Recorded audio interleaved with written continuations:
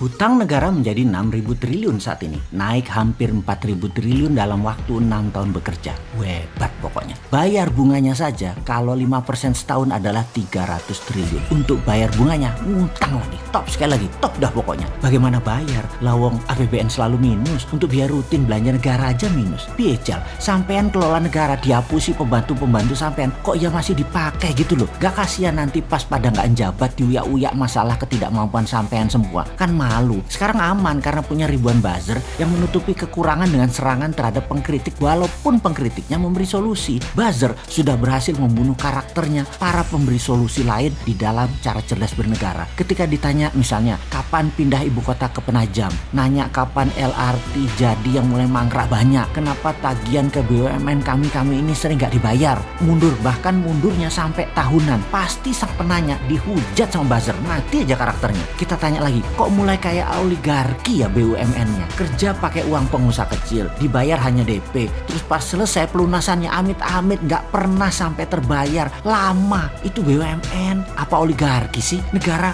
ngutang terus lagi solusinya saat ini di dalam APBN. Lalu supaya nggak ngutang, mulai ada wakaf tunai berbungkus syariah, dan yang jadi pengurus syariah adalah mereka yang dekat istana yang akan digadang jualan dirinya untuk bisa jadi presiden di 2024. Yang tujuannya adalah siapapun pejabat saat ini nantinya di tahun 2024 ketika nggak ngejabat, di mana temennya nanti yang menjabat, mendaratnya supaya mulus atau soft landing. Jadi ketika tidak menjabat nanti hidup mereka enak, supaya kegagalan masa lalu di cover sama pejabat nanti yang memang orangnya mereka juga. Jadi sudah harus didesain walaupun masih 4 tahun lagi siapa nanti calon pengganti mereka. Seru ya. Dan mulailah dengan menggunakan pencitraan wakaf tunai dan syariah dan pengurus-pengurus, yaitu lihat yang digadang saat ini adalah yang selalu dapat pekerjaan berlapis-lapis agar terlihat berprestasi dengan berbagai fasilitas. Dalam hal wakaf tunai, ekonomi syariah, nama Erik, Sri Mulyani, Puan dimainkan. Lalu nama pejabat seperti Erlangga dan beberapa pemain lain adalah mereka yang akan digadang-gadang di 2024. Ini semua dikaryakan. Ini bagi rakyat.